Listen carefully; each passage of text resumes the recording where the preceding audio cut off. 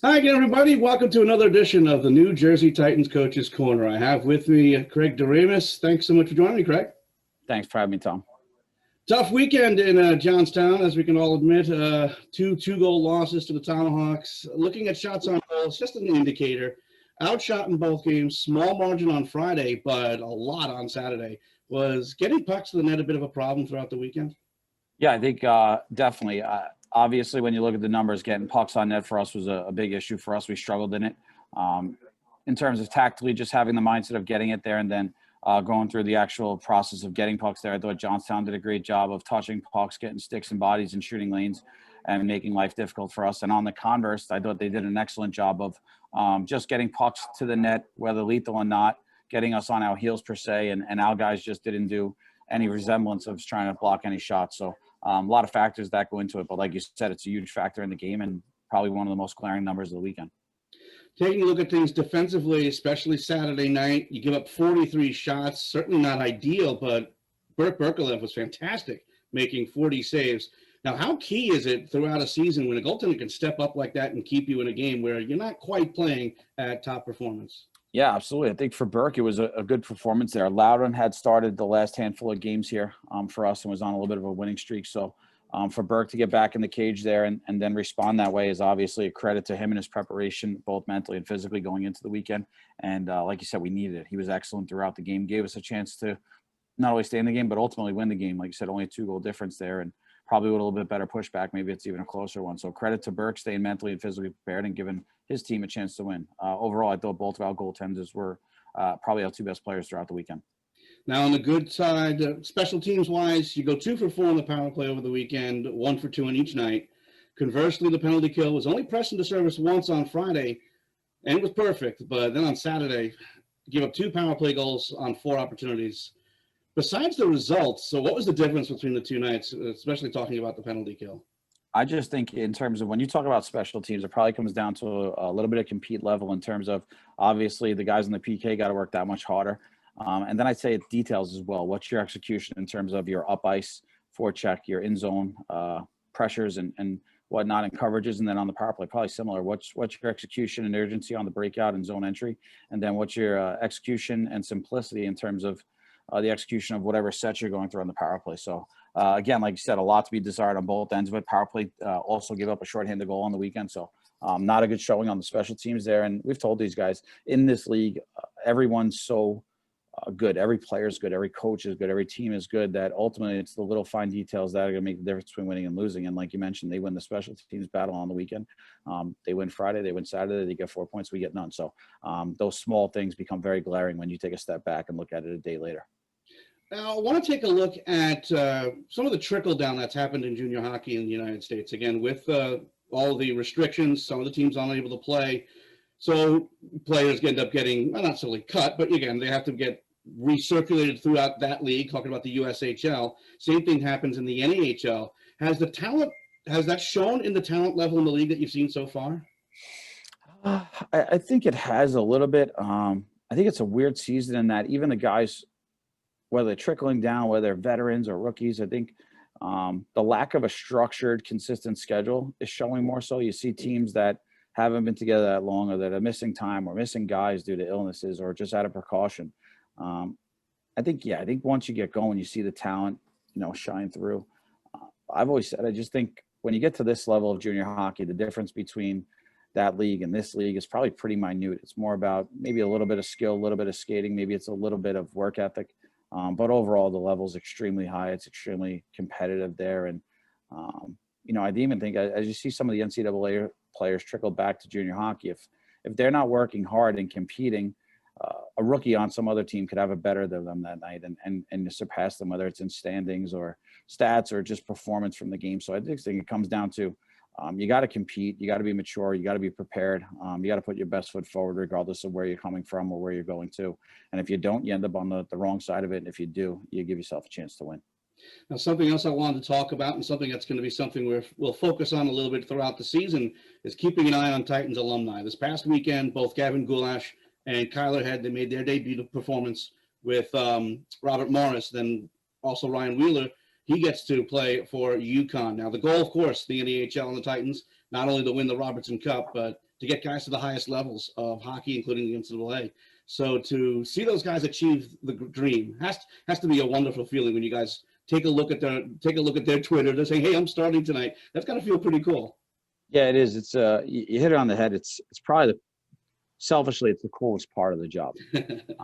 You get to develop special relationships with players, both on and off the ice, and their family members, and to talk to them as they prepare for their season, and then as it starts to unfold here.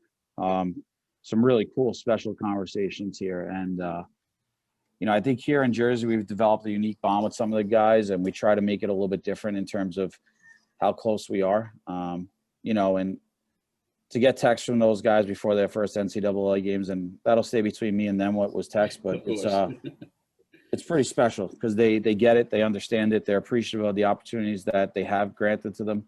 And I'll put it this way, none of those guys forgot where they came from.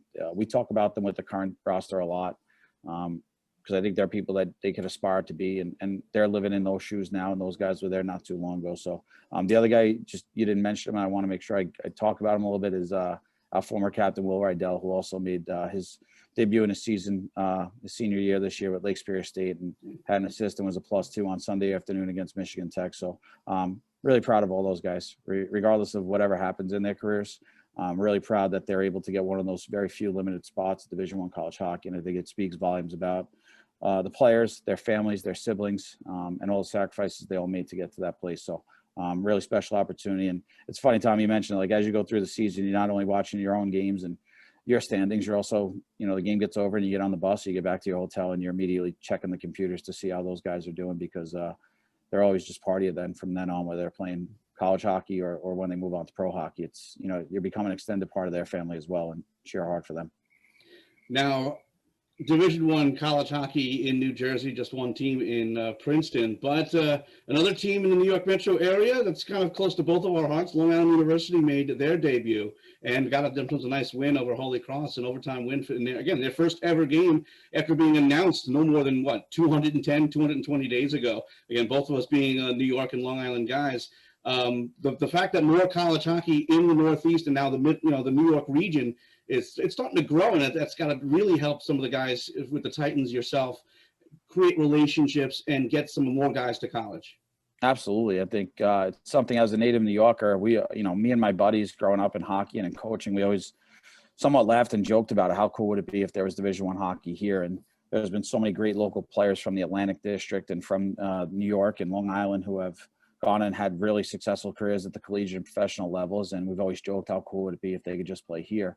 And then lo and behold, you start to hear the rumors last year, and the coaching search happens, and they name Brett Riley the coach of the program. And Brett's already built a program in Wilkes University not too long ago, and built them up really quickly and really successfully. And then he assembles a staff, and the building comes together at Northwell Ice Center, which is I actually used to work out there, so I'm familiar with the building and the people that work there. And I think it's a great facility for that program. It'll only help them advance here. And, you see that the ability for, like you said, the local kids to have an opportunity to play here.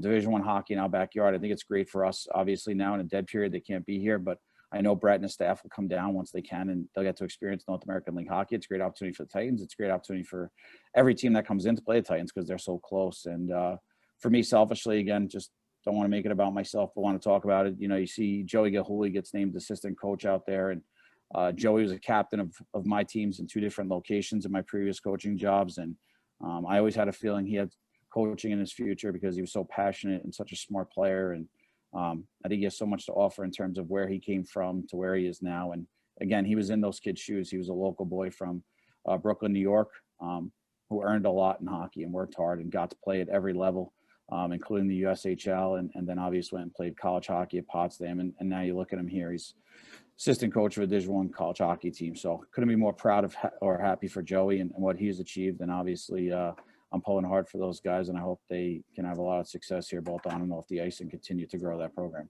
Well, speaking of continuing to grow the program, you'll get your chance on Sunday against the Johnstown Tomahawks with the light holiday week for your team. What are the plans for the boys this week?